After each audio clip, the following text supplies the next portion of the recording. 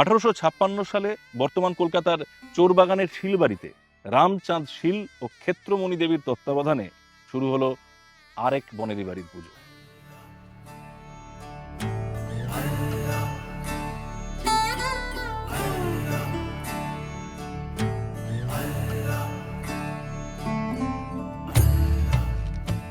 ক্ষেত্রমণি দাসী তিনি পুজো করবার সিদ্ধান্ত নেন, কিন্তু বাড়িতে তখন কলকাতায় তখন বসত বাড়ি করেননি।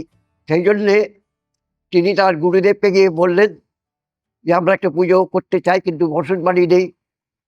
গোসাইজি বললেন ঠিক আছে, আমাদের মামার বাড়িতে তুমি পুজো শুরু করো।